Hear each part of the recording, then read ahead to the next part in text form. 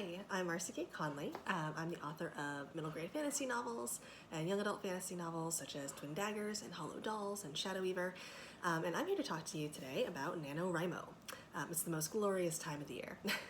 If you're not familiar with NaNoWriMo, it's short for National Novel Writing Month. It happens every November, and it's a challenge to write a 50,000 word novel within the span of 1 month. It is a major challenge. It's a lot to do, but it's super fun. And I've been doing this since 2009, participating in NaNoWriMo, and I've only had to skip a year or two, and sometimes I win, sometimes I don't. But regardless, I always end up with more words on the page than I would have if I hadn't participated.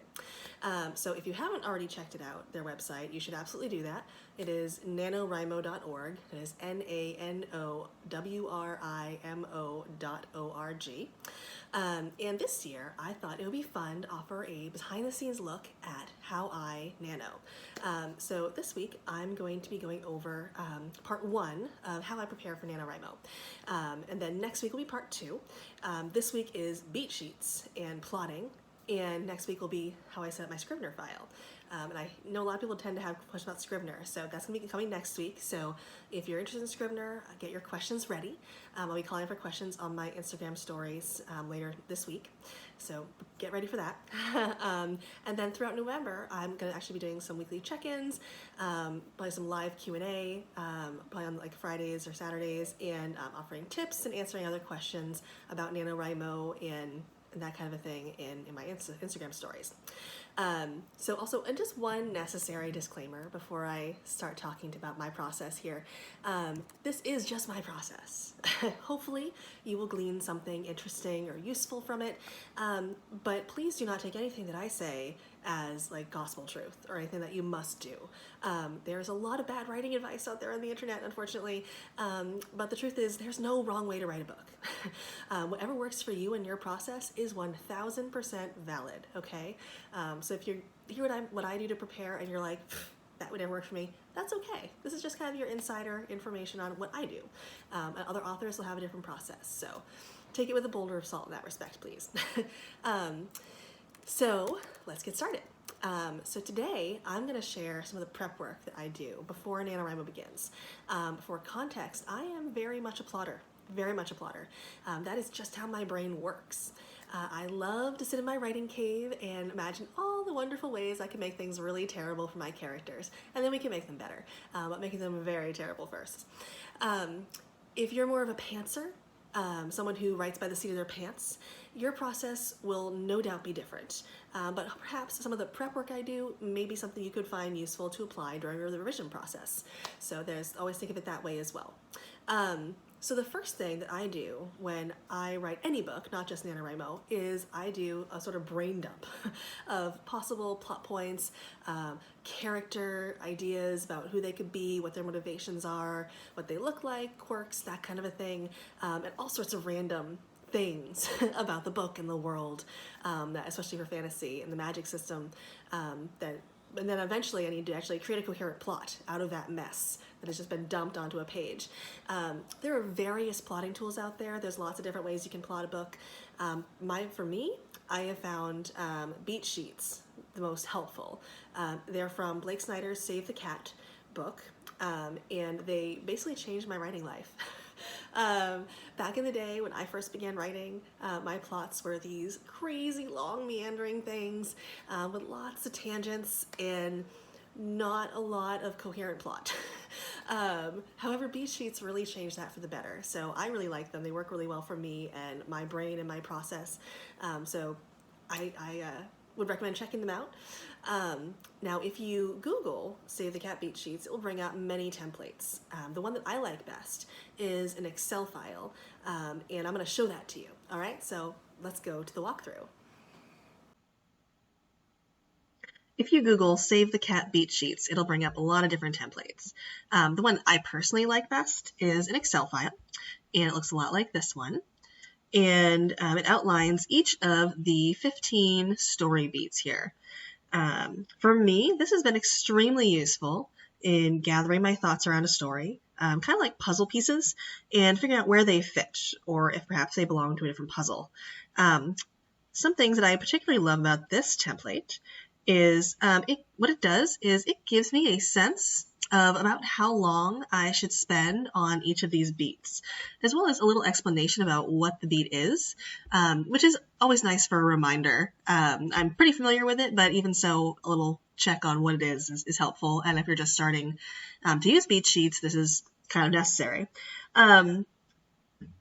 Now, as far as these page and word counts, however, these things I don't take as like a hard and fast rule, but I think see them more as like a guideline, and it keeps my desire to ramble on and on and on in check, and gives me something to aim for, so that way I don't spend 50 pages on themes stated instead of the one. So I find that super useful as kind of a gut check. But sometimes, it might take, a few more pages than it says or a few less, and that's okay.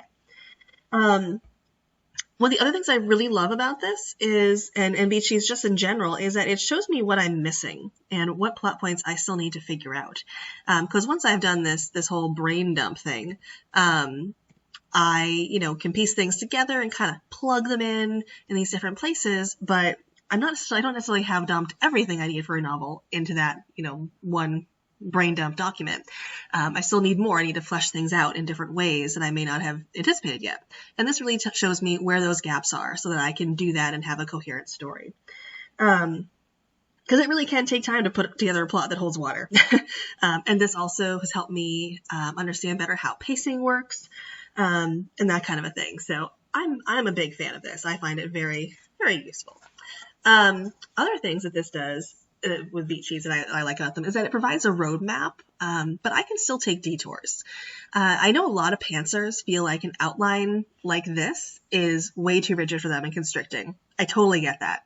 If that's how your brain works, that's understandable. Some people just, need their brain to have more free reign to figure out where to go, what comes next. But for me, with my kind of analytical brain, I can see the beat sheet as a guideline and like a roadmap. So while I'm writing, oftentimes my characters will come up with a better idea and a better direction to take than I may have plotted out initially in this beat sheet. So then I can go back and plug in that new information to the beat sheet and then plot through the ramifications of those choices. Because that's kind of a key thing in any story, is that when characters make a choice, there's consequences to those choices. There's a ripple effect. And this enables me to go and kind of figure out what those ripples are going to be and anticipate them so that I can, write them correctly instead of just randomly having something happen and then not doing anything with it later on. So anyway, this is not something to look at as set in stone if you have plotted out a story. You don't have to have it set in stone. It's something that you can, it's a living document, I guess is a great way of framing it. It's a living document. It can change, and that's fine. Another really fun thing about this is it actually, you put in your description of each thing here, like you replace basically this text here with what that opening image is.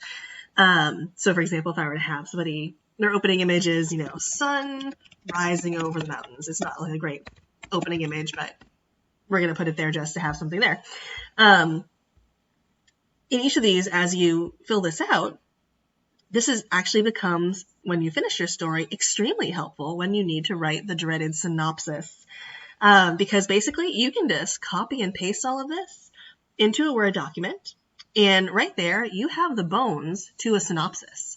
And in some cases, depending on how detailed you get, you may even have a synopsis that just kind of needs to be, revised a little bit to make it a little more coherent and flow together a little better. And that's really helpful because I hate writing synopses. I don't know about you, but they're just not fun. But this really takes a lot of the work and time out of it and makes it a lot simpler to do. There are, of course, other beat sheet templates out there. Some are super simple, like this one, which just has, the title, your genre, and just goes down what the beats are in a list. You would have to look up what these each mean in order to make that work.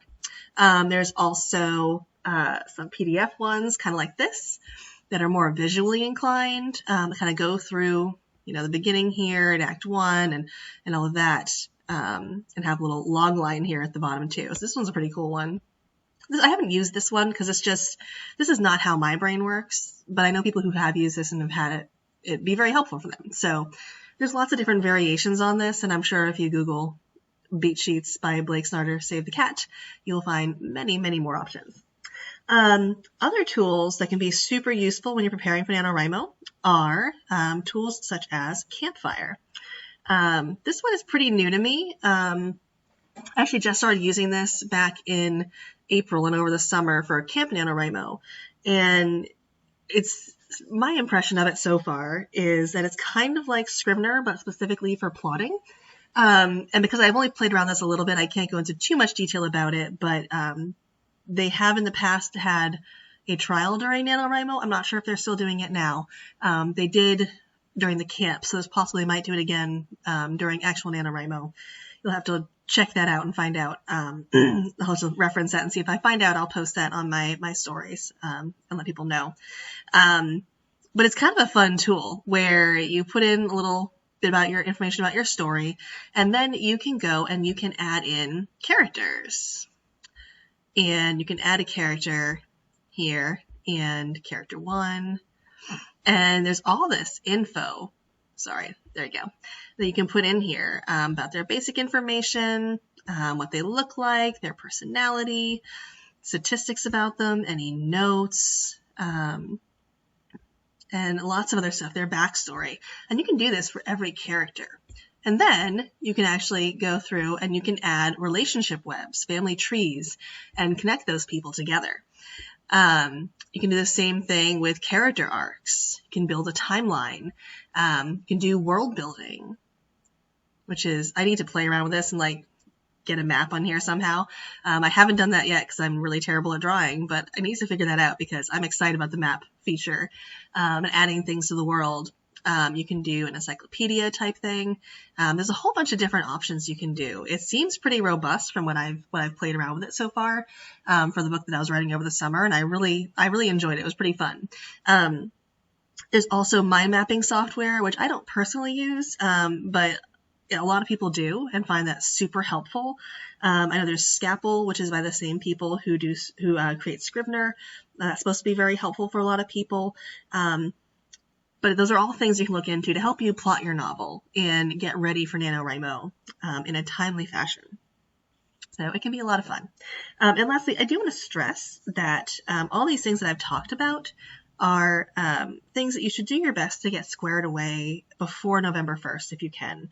NaNoWriMo really is challenging enough, and trying to plot and draft quickly at the same time is only going to compound that challenge and might make it very, very difficult for you. So if you haven't already, highly recommend you get started now with plotting your novel, and then you'll just be prepared to just simply write when NaNoWriMo officially begins. All right, that is it for part 1. Next week is part 2, and will be all about setting up Scrivener for Nano. If you've got Scrivener specific questions, keep an eye on my Instagram stories because I'm going to be putting out a call for questions to answer this coming week. Thanks for watching and happy writing.